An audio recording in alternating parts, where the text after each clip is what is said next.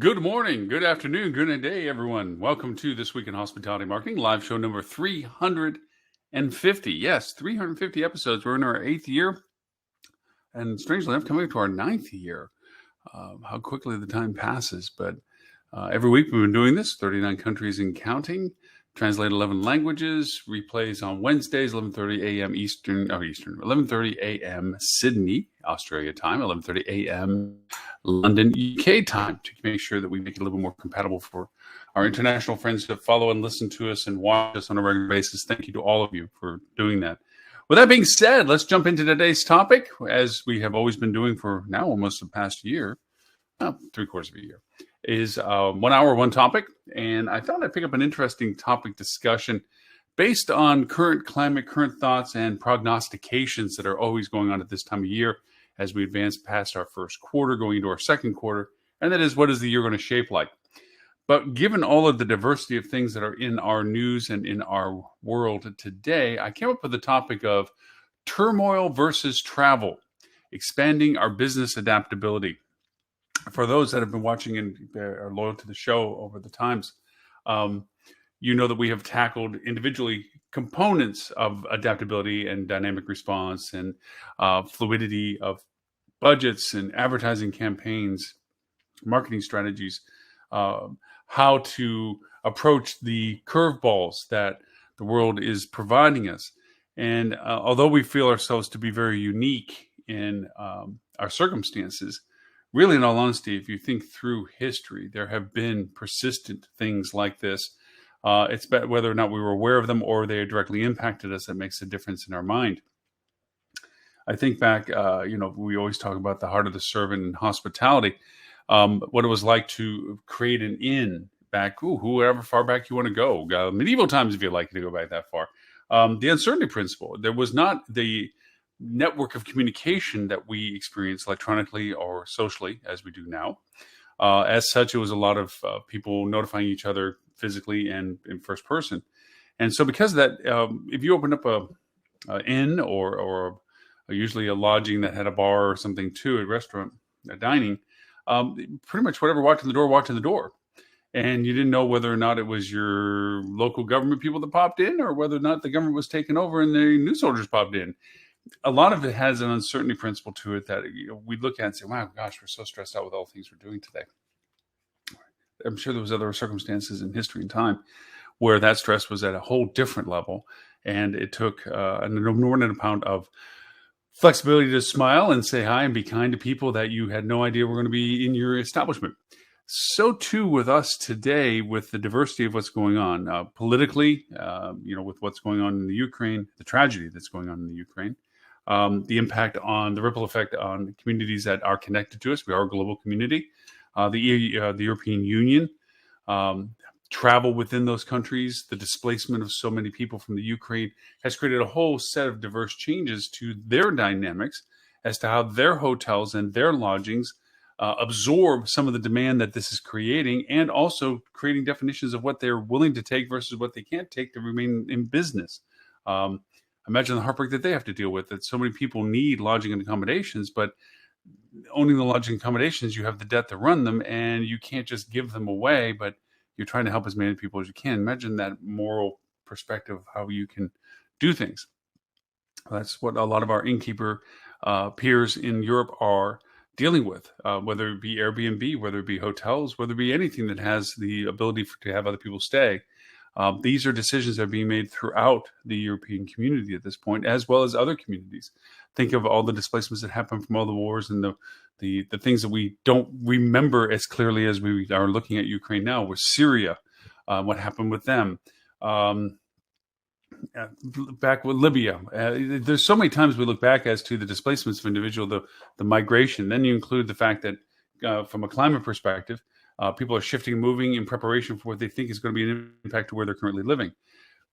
I don't want to get into the philosophical component as much as I have, but the idea that the impacts on our travel decisions, running a business for travel and for hospitality, are ever fluent and ever changing. Besides from talking about the need to be dynamic about your budgets as to what flexibilities exist in them. We had a wonderful show, I think it was 232, in which we discussed in detail how to create a dynamic budget, how you can create a fluidity of inputs that would make it that you get parameters as to what is the highs and lows of expected value or cost associated with a department and or line item, and then determine by forced ranking what had to be maintained versus what had to be discarded. We had a really good in-depth conversation about that. We also had a very good in-depth conversation about the dynamic means of using for your marketing and advertising budgets, the criteria and the thresholds associated with their performance and the value proposition for the expense that they create, and determining which channels were your priorities and which ones you were to always sustain versus those that you're willing to discard. We had a very good conversation with that. I think it was actually show 236 that we did that. Broke down how to create a dynamic ad campaign budget in which it would be adapted to channel source, channel revenue, channel contribution, and the criteria associated with it. And it's not always based on ROI. It's about value, volume of channel as well. ROI might go higher than other channels, but the channel's overall volume of contribution is sustainably necessary compared to other channels that, even though the ROI is exceptionally good, aren't generating the total top line revenues that you need to succeed at your business. So, drinking coffee, we've discussed, again, aspects. I'd like to discuss more about the adaptability. We all want to think about what's the next thing. We all want to be that person that says, I called it before anybody else did, or I thought of it before anybody else did, or I enacted it before anybody else did. The reality of it is that sometimes for businesses, being the first isn't always the best. And we have many examples of that. We actually have businesses that we can look to that base their model of how they approach new capabilities and new technologies and new methods very much in a repetitive pattern. Hilton, as an example of brand, tends to be very innovative and cut edge when it comes to trying something. However, their attempts at trying it, as much as they temporarily dedicate resources to it, they're quick to pull the plug if it doesn't reach some certain goal that was preordained before the concept began. Marriott, on the other hand, tends to be a wait and see. They see the validation or validity of what Hilton may have attempted to do, see what it is that went wrong, make the changes so that what whatever wrong was learned from, and then reintroduce it to the market, maybe not in its full spirited form that Hilton had, but they did it in a progressively solid conformational kind of way. So what was positively able to be used out of it was at no expense of it being jeopardized and tossed to the side as being too innovative or too cutting edge. I think particularly to things like Hilton when they first decided to do maps and try to build an entire web network for themselves on giving you content related to where their hotels were located. Beautiful concept. Unfortunately, very little content. Certain hotels had very robust depths that were used as poster children for the project. Unfortunately, as a collective perspective, all of the Hiltons, 99% of them, had no value proposition in relationship to the concept of creating this localized content for each of the hotels. So it failed miserably. Marriott took that and rolled it into a means of expanding what they were presenting on websites from a static evergreen content perspective. And of course, as we all know, Google just overshadowed everybody by moving far ahead and creating a much more robust and much more in-depth and much more varied content source that would have been replacing anything that Hilton would have created and been successful with. We think of Hilton when they did their first electronic keys to the rooms. There was 2 hotels that could do that when they first said that Hilton Hotels now does this. They were examples. They weren't really functional. And a lot of the hotels, 99.9999% of Hilton hotels, had not the capability of what they were touting they were now able to do. What did that do to their base of people? They walk in saying, hey, I heard we can use my phone or do a remote key. And it's like, oh, not here. Why? Because logistically, the hotels had to purchase hardware. The hotels had to upgrade their software systems. There was a whole infrastructure build that had to happen. And because of the franchise relationships, that had to mean that you had to get an owner that was going to be committed to the expense of putting in technology that was not yet proven as being valuable for the expense created for it, to simply shine up on a PR piece of how well Hilton is being progressive about this stuff. A lot of owners didn't vote. It's like, no, I don't see the value of that being yet. Now comes along COVID. COVID goes over and says, touchless. Now all of a sudden, the value proposition of what that represented had a heightened level. Where are we at now? Marriott now has keyless entry. Having just recently traveled, one of the first rare times I've done that in 2 years, the key system didn't work. Well, it worked, but not in the way that it was probably intended. My wife and I both traveled, and she made the reservation. And so with it, her phone could be made into a key. We could never make that key work on the door, even though it kept saying it was trying to connect and so forth. And for me, using the same Marriott account, couldn't get a key indicator on my app to use. They only issue one key, even though there was two names on it. So again, logistic issues about implementation of what is considered a concept that they are selling themselves for. Why am I bringing all this up? Turmoil and travel. We are constantly trying to create a solution to what's right in front of us as a short-term problem. Right now, it's about people's transition from a COVID restrictive world to a less COVID restrictive world, and the confusion that we're creating for ourselves because of politicization of basic fundamental health concepts of common sense. For instance, the fact that people even argue that masks are an unnecessary component of safety are ignorant. They're not scientists. I'm not saying I'm a scientist, but common sense. If you get out of the clutter of what social media and all the other platforms are creating, just think about washing hands. It could have been just as simple as that. Why do I need to wash my hands? It doesn't really kill bacteria. Yeah, it does. The idea is we're faced with a diversity of perspective that self-entitles people to thinking, regardless in the face of common sense or logic or science or facts, their opinion is still held in higher esteem. And so for that reason, our marketing strategies for our hotels and our industry and our restaurants and what have to be of the perception of authentication, validation, and consistency. What do I mean by this? Well, everyone is struggling to identify their relationship with their guest, or at least those that are meaningfully trying to expand their business.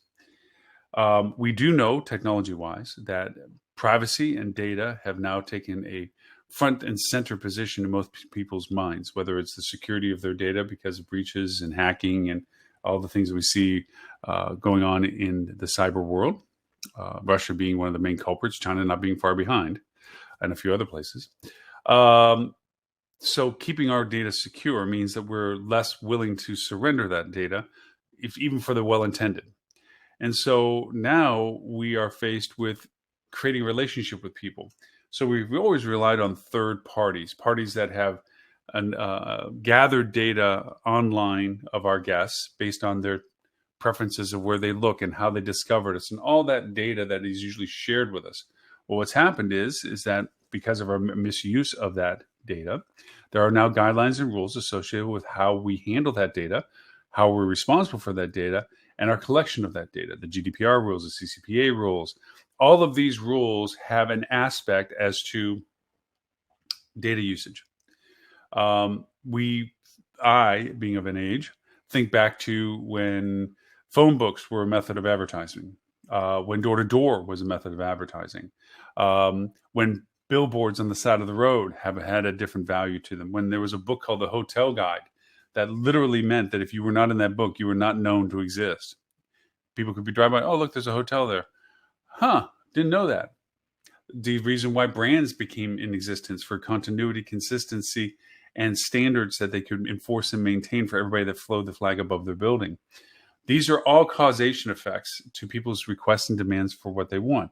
The story goes for Holiday Inn that pretty much the person went over and hopped in his car with his kids, traveled across the country. And not only did he not know where hotels were, but the consistency of what the hotels represented themselves were all over the board. And he felt that there was a better way of doing this.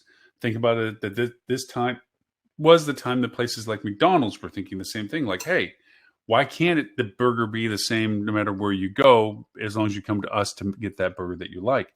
Same too with Holiday Inn, Howard Johnson's. Is when the flag's flying above, this is the minimum expectations of what you're going to get for a clean room. That created the brand identity that we have. That brand identity has tried to translate itself into a loyalty relationship. What did they do by this? By creating a frequency program. You come with us often enough and we'll give you something for it. If you come staying with us longer and more frequently, we'll even give you more stuff. What they've done over time is eroded that relationship to where they give you very little for the effort that it takes to get it. The reward is skewed to the owner's benefit, meaning that it's to the benefit of the frequency that you create is to their benefit of the money that they generate from you and not from the reward that they have to provide for it. That's challenging for the reality. People begin to realize that, and a lot of people have. A lot of people realize that brand agnostic behavior is rewarded by lower rates, less worry about whether or not you get that free bottle of water for your 15th visit at the brand. The points that you gather have been diluted because the hotels you want to stay at require too many of those points to make it worth your while unless you dramatically travel. And undercutting that specifically now is the lack or reduction of business travel. It is in general consensus that 15% of 2019 business travel is permanently gone. 15%. Now, Bill Gates, as we've notoriously reported over the course of several shows over the past couple of years, has said that up to 50% may not return. Well, that's entirely possible. And of course, for some business travel, depending upon certain markets, it came right back. Those are the exceptions to the standard of that because there's a need for that travel in that location, and therefore the purpose is fulfilled as people get back out. But there are certain realities to business travel that are different than they were pre-COVID. One is there's a higher bar for people to qualify for their business travel. For the first year, it's probably in people's business budgets to business travel. But with it comes a higher criteria because now there is a fluency and a familiarity and a commonality to digital communication. We see other angles coming up with VR and so forth that, yet to be seen. The adoption rates are still fractional compared to everything else. But we see technology filling in these gap points, and primarily business travel, as it relates to day-to-day functions and operations. Some of it is being supplanted by literally what we're doing here, being on a screen talking. Now, that, as we all know as humans, does not fulfill the full need of direct communication. There is a huge value being able to show up in person right now. It shows a commitment to them, where before it was more of a standard, oh, yeah, Loren's going to show up. Okay, yeah, well, he's probably coming through town again, so we'll say hi to him. Compared to, wow, COVID risks, travel pains, travel costs, Loren showing up. Wow, let's take the time. He's made the effort. Let's take the time. There's a difference in perspective for that has come from that. But the business underpins of what the reward program was most beneficial for brands is under fire. Actually, it's in tough shape, and the brands are trying to re-identify their relationships with people. And part of that is because third-party data collection, meaning those that share data from things that they keep track of, and you pay the ability to get that data, is going away because people's security concerns is, I don't want everybody to know where I am and doing what I am online and seeing what I'm seeing, because it's not that I'm doing anything that would be nefarious. It's my business, not somebody else's. I think one of the ads that brought this to the highlight was literally the Apple ad, where they're showing how Apple had made the decision not to share your data freely with other apps and applications and companies that said it was okay to take the data. That doesn't mean that Apple doesn't use the data. It just means that they are less willing to share that data with third-party entities. There are changes going on where Google backed off from this, but the browsers that we use to get on the internet were all, Safari has changed what they've done and how they cookie and allow cookies, which is the main method of tracking people's traffic and activity online. And Google was supposed to follow the same. Well, Google backed off on that because it probably, in analysis, looked at how much business they would lose from advertisers who couldn't use the data that they were gathering based on the Chrome platform. So Google extended it a little bit, like a yearish, indefinitely, whatever.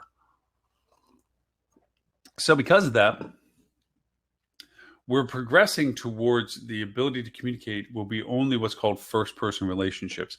I go to your website. You know what I do on your website. You know what I see on your website. You know what I interact on my website. But you didn't know from what website I came from to get to yours. You don't truly know necessarily the source other than the device I might be on and the browser that I'm using. But you don't know what my traffic history is prior to getting to you. And you don't know what my traffic history is after leaving you. That slice of time perspective of advertising is going to be a large wake-up call for a lot of advertisers who have had the gravy of knowing where you came from and where you went to. So how do I influence your string of data that I have on you rather than the slice of time that you touched my website? Google is fulfilling that by the fact that they're redefining their analytics. Going to the old adage, nothing is always for free. Google Analytics that have been free puts them in a prime position to be first-person collections of data. But now, instead of sharing that data openly with you, they're saying their new platform is, you're not smart enough to know how to interpret the data, so we're going to interpret for you. You just have to ask us questions about the data. That's literally what it's going to. We have deadlines July 1st of next year for regular Google Analytics, and then we have October 1st deadline for those that are spending a really large amount of sum for Google 360. Just like before, where Google took away our keyword usage, saying that that wasn't the primary need to determine how to get in front of guests, and then gave us some replacement attribution strings, which said this is the progression of what people did to make a transaction with you. Google now is stepping it up and saying, we're not going to give you raw data. We're going to give you interpretation of the data that we're collecting, and we're going to give you the options of asking what questions we're willing to give you answers for. That's where it's going. So why do I bring all of this up? Turmoil and travel. Because all these things are influencing your future planned aspects of what you have to do to keep relationships with your future and current guests. Okay, to generate the business that the income, the top line revenue that your business has to have to run. Now, you can turn yourself into a commodity and just give your entire inventory to OTAs and turn yourself into a commodity and give yourself over to Google and just wait for people to bring business to you. There's hotels that do that. Do not recommend that because you're at their whim. Ask anybody that's been blacklisted off of Facebook how much fun it is to have all of their business dedicated on a platform that they don't run and control, and then have that door slammed on them and have no recourse to reattach themselves to the guests and the people that followed them and engaged with them on that platform. You're seeing a lot of internalization is what I'm bringing in. A lot of businesses are beginning to redefine their relationship with their guests on a one-to-one level. Let's knock down some of the arguments of where this wasn't viable or considered worthy of attention or costs up to this point. Prior to COVID, brand was a brand recognition, and literally we know that Marriott bought Starwood not because of the hotels they possessed, that was a secondary value, as it was the relationships they had with their rewards program. That database of people was the gold mine that they spent so much money on to integrate into theirs, because that brought together a huge audience to their huge audience and allowed them to communicate and sell more hotels because of those relationships. Think too that at the time that rewards programs at that time existed because there was a tremendous amount of business travel. People were going and gathering points in their relationship with a brand, so that when they did their leisure vacations and travel, they could supplant some of the hard costs with these points they accumulated in their business costs. Credit cards, reward system for points. Use their card, gather points. Those points are transferable or transitional to purchasing and acquiring things based on relationships that the cardholder had with other businesses. American Express and Home Depot, cash your points in to get a Home Depot card. Use the money on the Home Depot card to go over and buy something. Everybody wins. Home Depot has a client that I guess now that they understand better because they have a direct relationship with a gift card. And American Express went over and solidified their relationship with Home Depot and you for giving you the values to both. Those things existed. Independent hotels, small businesses, the idea of doing an app when people weren't going to use you frequently enough to warrant the app's real estate cost, metaphorically, on your phone. That was an inhibitor. Browser-based apps were created to satisfy those concerns. Use it while you need it, drop it when you don't. Gift cards, point reward systems were aggregated entities that said, okay, this hotel and that ice cream shop are in the same rewards program that we've created, these perks program. So even though you may have bought enough ice creams to get enough points that you could use it towards your hotel bill, okay, the value is the hotel gets the access to clients that are in the system, and so does the ice cream shop. And they share the cost factor associated with the reward system that they're participating in. It kept down costs. It made a sense of saying, well, we can't be our own reward system, so let's join a larger one to show enhanced value with us. A lot of soft brands like Preferred are based on that premise. It's like, look, we're an affiliation of hotels. Through that affiliation, you have value between them. I've often clients that have a diverse portfolio to create their own value relationship for their hotels outside of whether they're branded or independent, but their own fact that they represent several properties and collaborate some value proposition that all the properties can benefit from. these are all aspects of travel value propositions to this. What also has happened now, different than everything we just described, is that they don't work as well anymore. All of them don't. There's a dilution of point reward systems with brands because of a lack of travel.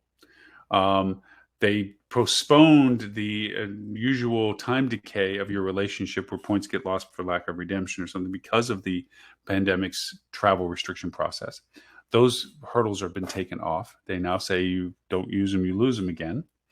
The ability to reach those lofty levels of points necessary for redemption with a reduction in business travel or an absolute outright omission of business travel is profound.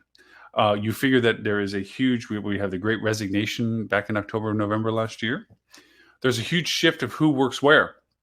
And there's a whole mess of people that think they can sit in front of a computer and do what they do and make money from it that have no business card, business relationship means to be that working with a larger entity and get the rewards benefit of points and what have you. If I, as a business owner, small business owner, wanted to go over, and I do have a business credit card, create those points to use them for redemption, I don't do enough business trips travel for the reward systems with brands to be worthwhile. And I'm certainly not going to be brand loyal about it. If I have to go to a location, my criteria for where I stay is based on the convenience, cost, and value proposition of the location, not the brand flag that's flying above it. That's gravy. Since everyone is already a member of all brands anyway, once I finally decide where it is I want to stay, I'm going to take out the loyalty card that I have associated with that brand, if it's indeed a brand, and I'm going to go over and use it. If it's not anything I have a current relationship with, I'm going to see if there is one, because usually there's a value enhancement for signing up with whatever they're participating in. Since I'm already planning on staying with them anyway, why not get an intrinsic value for doing such? This is how society is approaching the things that we're trying to do to create and solicit business to our establishments. There has to be more innovative ways. There has to be ways to take this tumultuous change and transition in priorities. I already think that the brands are going to have to reevaluate their point structure as to redemption capabilities based on the fact that the feeding of that machine has changed dynamically. That being said, they've cut their nose off to spite their face. They have lost and taken out and furloughed so many people in their operation for so long that a lot of them are unwilling to come back. And those that do come back may not be the instrumental value proposition that they were or had part of before. And so there's a whole redefining of these brands, which is optimistically good, because I wasn't a big fan of what they had been currently doing. If they learn from what they've been doing, likelihood is they're looking to reestablish what they were doing. So not too sure about how that's going to work. But there are some ways that things are being done differently.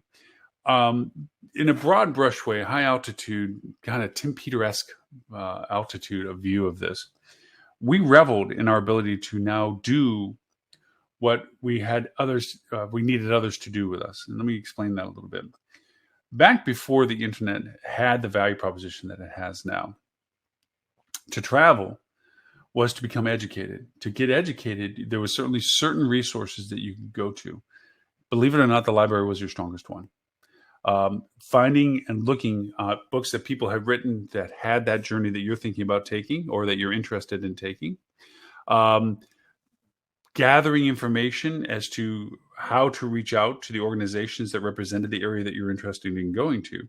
TDC, CVBs, Chamber of Commerce's, things like that. Okay. Finding an address and a phone number or whatever, and sending a snail mail to them, requesting additional information. Getting rate cards for those that are familiar with as to the seasonality rates of a hotel, because rates weren't dynamic daily, and they certainly weren't. It was like, these are our rates for January, these are our rates for April, May, whatever. Rate cards. And talking to friends, peer influence prior to social was a big deal. Hey, the neighbors across the street just came back from XYZ. Let's see what they did. Did they enjoy it? Because, we know them and we kind of like the same stuff, or we at least want to hear what they say. And if they say good stuff about it, let's go look at what they did. And they can bring, obviously they're going to be first person experience. They're going to share what they experienced, which is why historically you saw a repetitive travel pattern from certain areas of the country to certain areas of the other country. Florida is a perfect example. East coast of Florida was east coast of the United States, the seaboard. West coast of Florida, mainly the Midwest. Kind of what happened. And from Canada, they went to Hollywood, Florida, and everybody has their pattern, because once you're familiar with the location and you enjoyed it, the idea of going back to it was a pleasant one, vacation. And of course, while you're there, you're making arrangements for the next time you come back, so it's already pre-planned. And it makes it a lot easier. You don't have to go through this process of describing about going to a library and gathering information and waiting for them to mail it to you and going through the whole process of that, and first person talking to people and so forth. The next best thing, depending upon the level of travel you're doing, was to go to a travel agency. Now, travel agencies back at the time that I'm considering, you had your travel agency for usually international travel and cruises, which could be international as well. But the exotic vacation was usually travel agent inspired. The domestic travel was usually related to AAA. You had your AAA triptychs, which were maps that laid out where you were coming from to where you were going. And on it showed you the roads you needed to take. There was a series of maps they handed you in packs and sections, so you could fold them and look at them as where you were. And it indicated all the AAA approved gas stations, hotels, and everything, which from a hotelier or a restaurant perspective, that's what you wanted to sign up for. You paid AAA to be on those maps, so that when people are saying, well, we're going to, hey, look, there's a restaurant right about there. We can get gas then, grab a bite to eat. That'll be about lunchtime. We go over there. That's the world that travel existed in. Travel agencies back then, when it came to international travel, were the people that knew the ins and the outs and the wheres and the bouts. Like, okay, once you land at the airport, customs is going to be to your right-hand side, but that's where everybody's going to go to. You need to go to the U.S. Customs border booth, which is straight ahead down the hall, look to the right. That kind of intimate knowledge, a travel agent was what gave you. They gave you contact information, means of knowing the details, called ahead of you to ensure that things were as planned, that the scheduling of things were as scheduled. The hotel was prepared as planned. Those things were done with the collaboration of a travel agent. Then all of a sudden the internet took up and you had all these resources. Hotels were putting up websites, restaurants were putting up websites. OTAs came into existence because of a fulfilling need after 9/11. All of a sudden the travel agent was literally, they considered it a dying breed. Oh, if we have travel agents in 5 years from now, it'll be a handful of specializations, and that's about it. And they almost got their wish. Travel agents went and get culled down to a fraction of what they once were, but they still existed. Then, as people got fatigued with this self-capability of, well, I took the information that was given to me, I booked what I was going, but it was nothing what I thought it was. Then there was a truth that came through that we realized that hotels gave you fake pictures, and that the pictures that they sold you on weren't the real pictures that they existed in. And the room that you booked got bumped because the hotel could. And there was nobody to have recourse. The person that you're dealing at the front desk doesn't care. They told you that there's no room. Go down the road. There's a hotel on your left. Good luck. And then you try to call somebody that I called your hotel to make the reservation. Yeah, sorry, that's what happened. Or OTAs. Yeah, I'm sorry. If they didn't have it, that's all we could do. Very little recourse. So people start getting fed up with that. Why do I bring this up? Because right now, when you add that to the change in perception of travel, there's a brilliant ad by Expedia. I think we're talking about OTAs, where Alan McEwen, the guy that plays Obi-Wan Kenobi, he's their spokesperson. And they make a wonderful statement. He says, we're going to remember our lives for the things we didn't buy or did, or we're going to remember more about the places or regret about the places we didn't go. I thought it was a very great, inceptive thought process that at the end of the day, I have a little display of old iPhones. Each iPhone, when I had it, was the newest at its time. And I was very proud of it and felt that this is great stuff. And of course, when I first got it in comparison to anybody else, look, I got it. Yeah. They're sitting in a box. They don't mean anything right now, except for the fact that they're not worth selling and they're worth enough to keep. Hoarding, I guess. But I can tell you the places that I still look forward to going to seeing. And I can tell you a lot about the places that I have been. I can tell you that I transitioned from being so infatuated with taking photography and pictures of where it was, that those trips I only remember by looking at my pictures. I didn't experience being there. And that transitioned to enjoying the essence of being someplace without the hurry to have to do something. And I can tell you those things because that's my history of travel. I can tell you the things that caught my eye that everyone locally says, "Oh yeah, I guess so." Um, and it's that joy of those things that we're reminded of as the value. And that reminding of us has happened these past 2 years. We're still, and probably will for a very long time, are going to be unraveling the impact of when the world paused for 2 years. Paused in what it did, how it did it, paused in how we interacted and engaged, paused in how we dealt with each other, paused in our habits that got changed to new habits. There's going to be a lot of unraveling. Mental health is a huge concerning conversation with us as to our stability of understanding and perceiving. We see some short-term immediate impacts of this where we had the Great Resignation, where people said, you know what? Why am I on this hamster wheel? I'm not getting where I need to go. I'm not really going to get there anytime soon. And I'm probably going to give people the opportunity to make a lot of money off of me in that process simply because I'm willing to accept whatever tidbits they hand out to me. Forget it. I'm going to do something different. We've seen a lot of that. We've lost a lot of people. We're already have missed a lot of people up to COVID, and now we're missing even more. It's going to change as we keep talking our business, our tumultuous travel. And so we have to find adaptive ways to change how we do things with the people resources we have, but also how do we communicate with the people in the new way that they want to understand things. Why do I bring up travel agents? Because travel agents right now represent a new perspective and a growing idea of things. Travel agents, you want recourse. You want to be able to call somebody and says, this hotel is not what you said it was, or the hotel says our room isn't going to be ready. And that person has all the resources that they need, more than you do, and more that you probably could have found than you did it yourself, which is why you used a travel agent, because you realize that you didn't know as much as you thought you did, that they can go out and make all the changes. All of a sudden, I'll call you right back. And then you sit in the lobby for 10 minutes and come back and say, hey, look, I just talked to the GM. You should be walking out to you any minute. Blah, blah, blah is going to happen. That's why we pay the money for the travel agent. People are realizing it's not about how they can squeeze a dime as it is whether or not they paid $1 and was worth it. There's a different perspective on how travel is emerging. Also with that is because of the newfound awareness of what our data of what we are and who we are has dramatically been put in front of so many people now, that now what we are willing to share about ourselves is measured to what we get for it. Why do I bring this up? Because right now, gift certificates, memberships, and subscriptions have a completely different perspective of value. Think of it in the ways of, I had some dear friends that I used to be with for many, many years, and they used to make fun of me because I say QR codes, as old and as dead technology walking as you think it is, are not dead and gone. And I was basing it on the fact that at the time I was traveling quite regularly to China. And I was amazed at the usage of QR codes everywhere. QR codes on commercials on TV, QR codes on everything. Why? Because it made it convenient for the multiplicity of languages and dialects, because the computer keyboard and a Chinese computer, I can't read. I don't have English letters on them. By the same token, an English keyboard for a Chinese fluent person is not functional either. But a QR code allows me to pull it over to my phone, look at it, select the language that is my native language, and from that point, the content is in an understandable way for me. QR codes did that.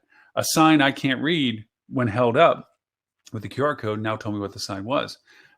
Obviously, there's other technologies like Google goggles and so forth that you hold it up and it changes to Google Translate, which I think is amazing.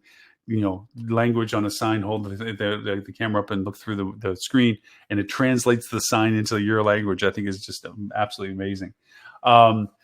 The idea that is helpful is where we are. The idea that our relationship, a valued relationship, can exist because if I'm willing to share data with you, you're telling me what I'm going to get for it. Now, we are in the world of trying to convert passive engagement to active, I'm missing the word, active enablement, being an advocate of the business. If I really truly love the hotel I'm staying at or the restaurant I'm dining at, then I will tell others and friends and so forth about the experience that I was a positive experience with them. That gets rewarded now. The hotel or the restaurant acknowledges, thank you, Loren, for such kind words.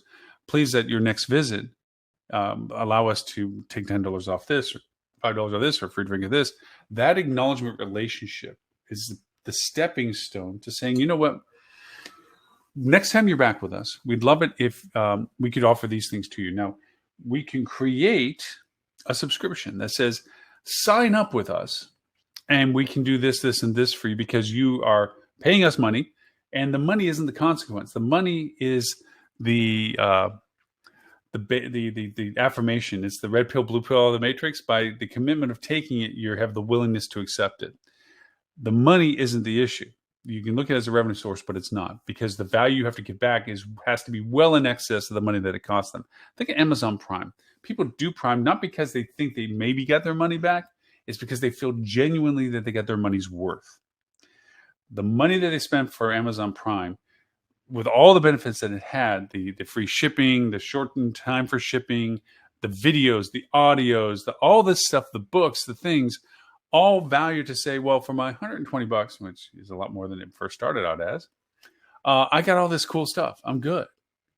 That's a subscription value. So because of that, and Amazon has worked out, obviously, the fact that the money that they get for it, by all means, probably doesn't cover all of the associated costs related to what they offer as benefits, but the enhanced purchases that it inspires, well in excess, is worth the value proposition of what they create for it. The token money you're spending is really just that, token money towards the cost effectiveness of it.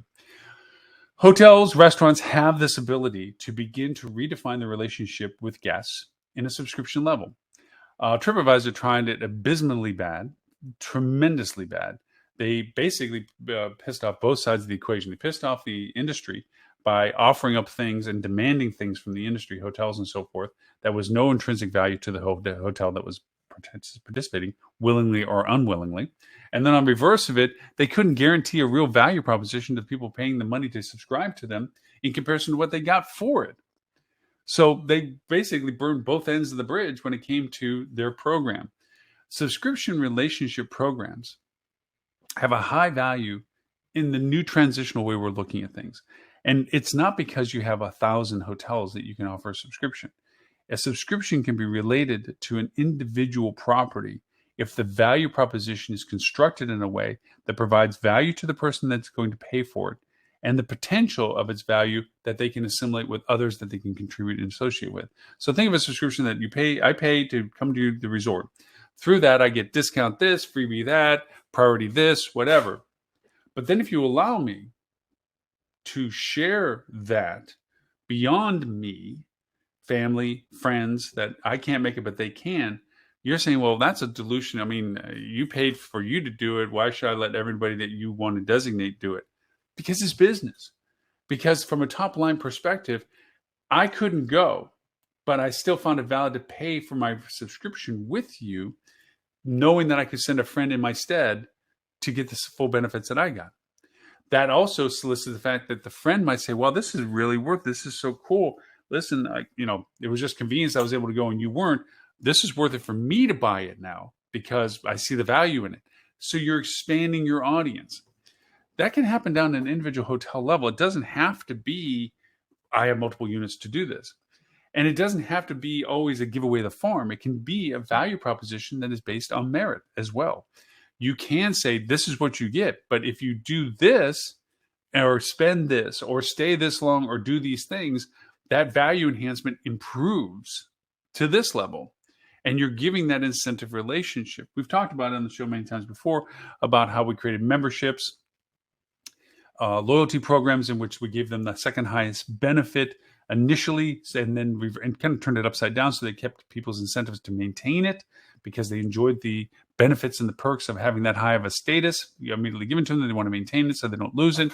On and on. We can't and don't know how long a frequency of a guest is with us. The lifetime value of the guest, the frequency over a period of 1 year or not, the amount of money they spend 1 year or not. The idea of it is that we have to create a database of guests. We know that to retain a guest is 1/25th what it is to take and get a new one. So the value enhancement of subscriptions and memberships and things, albeit more of a cost factor, is still a fractional cost factor compared to the acquisition of a new guest. So keeping in mind with that, when it comes to turmoil and travel, embrace the fact that there is an uncertainty principle that is in people's travel plans right now. it's changed 180 degrees in 60 days. Prior to the idiocy of Russia going into the Ukraine and the tragedy that it's created, there was a huge anticipation of international travel when the COVID mass mandates, travel restrictions, gateway issues were going to expire about now, as we're seeing. That has changed because the uncertainty principle that is created out of the horror that's happening in the Ukraine onto the marketing impacts of Europe. Inflation has changed that dynamic. The value proposition of currency has changed. Based on our last week's discussion, show 349, about crypto's validation potential, where the uncertainty principle of currencies and fluctuations of governments, the government's and authentication of the currency, hence the fluctuations in values and so forth.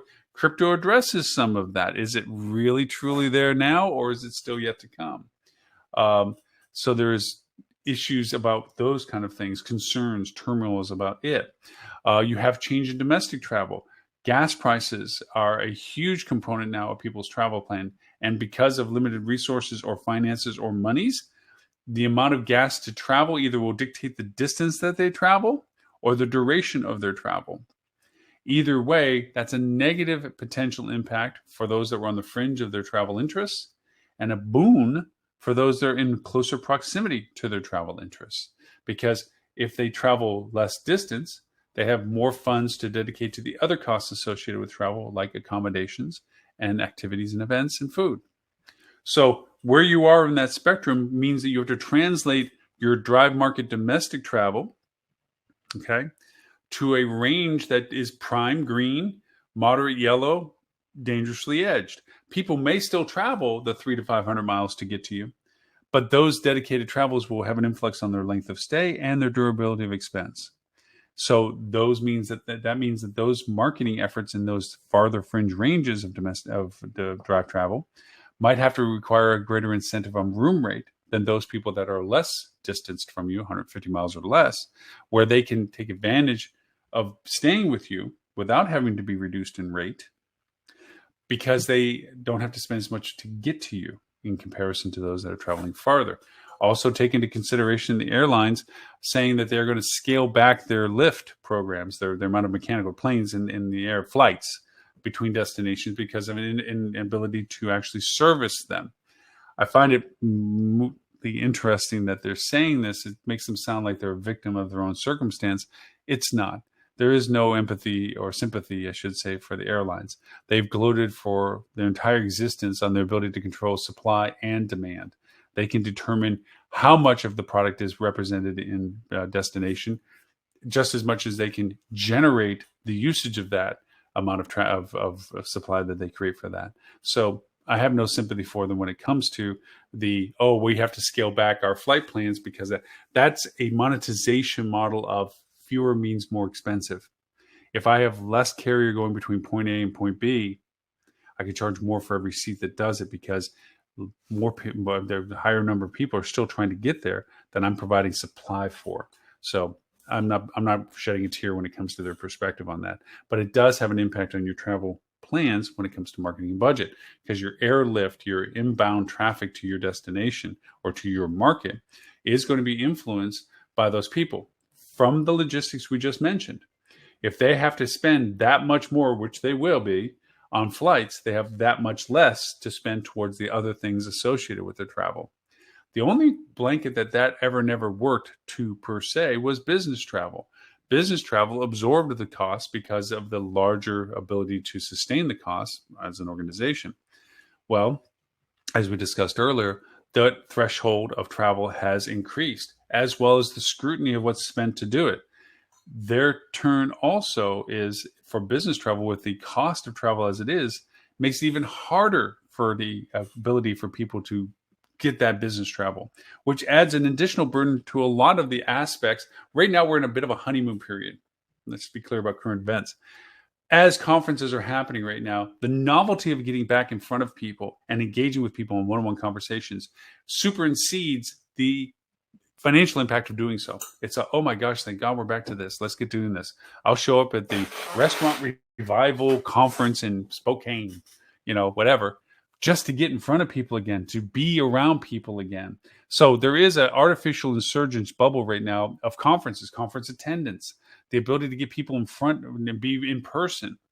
What I find ignorant of a lot of conferences and associations is that they're blind eyeing their ability, that there's a huge amount of audience that can't physically travel to them, that they're ignoring by creating the prestige of, we're only going to be live. If you're not here, you missed it, as an incentive to get people to go there.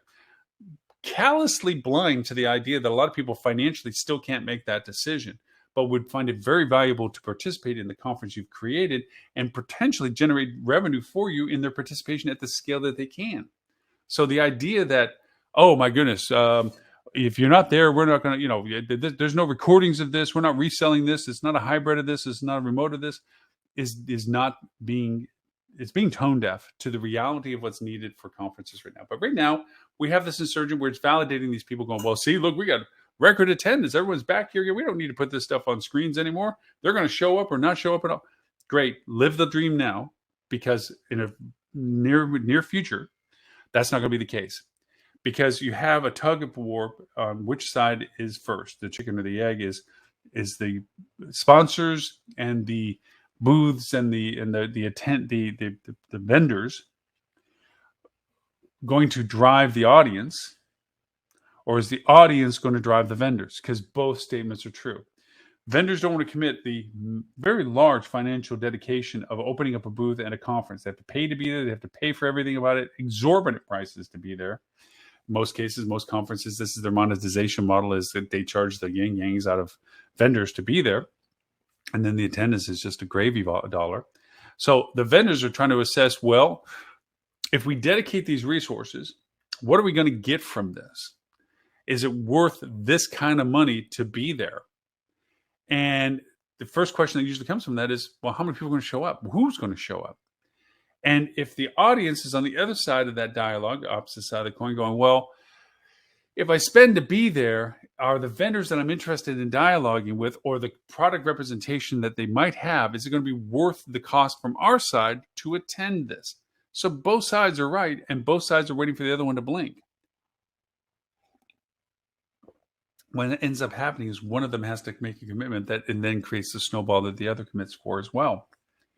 Right now, everybody's just happy to be together. So both sides are saying, you know what? It's worth the unknown. It's worth the cost that we're uncertain about, the result of it. Let's go do it first. So we're doing that whole first round now of everybody's having a conference to go do stuff.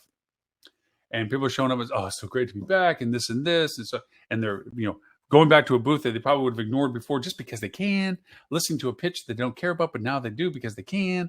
And they're like, this is great. Well, we should do more of it, until they get back. And they have to go over and assess the value of their trip. So what'd you get from it? Oh, we'll get to see it. No. What did we get from it? Leads? Is that what we went there for? Oh, no. A product awareness? Oh, yeah. But kind of the same players were there, but nothing really has changed from them. They haven't really put it. Okay. Content information that can disseminate into our organization. Yeah, some, but a lot of it's still what everybody else is saying that we're already seeing online. There's another conference coming. We're going to do that. I'm not thinking if it's going to come out the same way that this conference did, that it's worth going to the conference. I love the fact that we can go. I love the fact that we can see people. But if we're not generating leads, we're not generating content that's useful, and we're not generating product awareness that can adapt and change what we need as value, why go? Just to make us feel good that we went there? No. That is going to happen. That's going to redefine. Now, if in fact the conferences were handled in a hybrid way, that the value proposition of those that went there was higher compared to those that didn't, but the product value is there enough to get the vendors involved that says, look, we may have this attendance as we anticipate, which is going to be great for us, but then we have this whole rest of dormant audience that is engaged with us, that isn't in person, that also is aware of your products and availability to communicate with you in a future tense. Now that adds the value proposition to vendors. As an attendee, I still am wanting to go there for the personal interaction. So I'm going to go because I can and because it's what I want. For those that are apprehensive or not certain about whether the cost is effectiveness or on the razor edge of budget that they don't know whether they can go, it still gives them a chance to expose it. Wow, you know what? Next time that's around, I want to go in person, because it really was a good conference and a lot of good content that I got out of it. And I regret not being able to see it first person. That's the value of doing it that way. So all these things that are going on where it's like, oh, if you're not here, you're not doing it. Okay, good luck with that. And then come back with hat in hand to all the people that you ignored from that, asking them to participate the next time you try this again virtually. And I think the conferences that share that ability to do both are going to benefit for the long term. So here we are with that. We're in that, let's get back to doing this, see those kind of things. It's great. Travel had the same service. Last summer, oh my gosh, the first chance we had to go out since COVID before we started getting Omicron. And it was in droves. Rack rate, back of the door stuff, hotels, no services, no amenities. People paid whatever it was to get out of the house. Don't think it's going to happen. Now, there is always the pro con, negative con. There are some people that believe we're going to have a summer, unlike another that we just had last year. And then there are those like me that think we're going to have a different summer based on a few things. I think there is a positive for domestic travel in the summer because of the uncertainty principle of international travel right now, and the uncertainty principle of breakouts and changes in rules and guidelines, and being caught in another country, trying to make it back if something changes overnight, as we've seen happen because of the inconsistency of some political changes, and lawyers making medical decisions, judges, whatever. That's going to mean let's keep it into a more controllable environment. Let's travel domestically, or at best over borders that are connected to us and drive, not just from a cost factor, but from a ability to control more circumstances. I think that's a positive impact to growth for the summer. I think the summer growth is going to be good because people are still wanting that distraction and diversity of travel that travel provides. But I think the negative aspects of our summer demand are it's going to cost a boatload everywhere. Every hotel's going to go back going, oh, righty, let's go charge those big old rates again. And everybody's going to say, you know what? I've been paying more for gas, more for food, more for everything. I don't have that money to pay for what you're asking for your hotel. So I'm not going to go to you. I'm going to go to some place that I can afford. It may not be everything I want, but it gets me to where I want to go and I can afford it. So there might be a realignment on rates. The demand might be there, but the rates might not go over and create conversions. And then the other is, I think that from a negative point of view is depending upon this muddled mess of politics and polarity and idiocy on the side of and then there's extremes in both. So I'm not trying to draw a political satire into this, but there is both on both circumstances. I think all of this is going to create I don't want to keep staying in my shell at home, but I think I'm probably going to do these little one tank things. Let's just go someplace. Not too far, something a little different. Just do something different. And let's not go to the places that are expensive. Let's go to places that aren't. We've already seen the RV community blow up and be something that it has never been since the first time the road trips were taken in trailers, and it was a big deal to have an RV and an RV park and go camping and everything else. And we're talking decades ago. We've seen that people are looking for different, but safe different. So I think the summer is going to have a mix. I think places that are well known of being able to get to, like the Myrtle Beaches of the world and so forth, they're going to do good. They're going to do really good, actually, I think.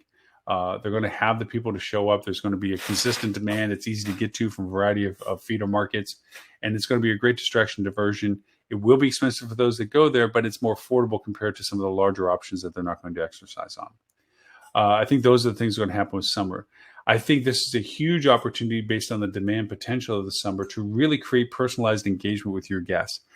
Give them a means to keep in connection with you so that you can continue that relationship and nurture the lifetime value of their relationship. I think those are the things that calm the turbulence down to a travel engagement or a hospitality engagement with people, is to be able to do those things. So I am going to have a couple of news articles real quick to drop into it real quick. One of them is relationship to our conversation about subscription services. It was an excellent article out of Hospitality Net, I think. Excellent being a good article out of Hospitality Net as to subscription relationships and how they're growing and how they are in a different perspective than they had been in times past. And then I thought a great article that I'm going to put more into the podcast here in a few minutes when I do a recap of the live show. And this is a great hotel news article. I thought was very nice of Elisa Fade to put together the 50 best social media post ideas for hotels. Most all of them, I agree with it. Few of them are kind of it's a little too mushy, but most of them are really excellent suggestions as to what people can do for hotels for social media posting. So I'll put those two notes in the show notes for it. As always, we'll recast this at 11:30 a.m. Sydney, Australian time, 11:30 a.m. UK London time, London UK time, to make sure that we make it a little more compatible for everybody that's watching us, which I do honestly appreciate everyone watching us on all the platforms. To that end, I thank you very much for the privilege of your time. For those that have listened to the entire show today and all of our previous shows, you can get an archive and a replay of this show, as with all 349 previous shows and our podcast, at hospitalitychannel.tv. We are an actual TV station. In addition to finding us on Facebook, LinkedIn, YouTube, Twitter, Twitch, and on those platforms, you can also find us on your TV channel, or TV station, or TV on Roku, Amazon Prime, Google TV, and Apple TV. Just look for the Hospitality Channel. The show is always free on the free side. You can watch us at any time. And then, of course, we have content behind the paywall for additional content that's all dedicated to hospitality. So with that, my name is Loren Gray. I thank you for the privilege of your time. Thank you for joining us in show number 350. And look forward to talking to you all next week.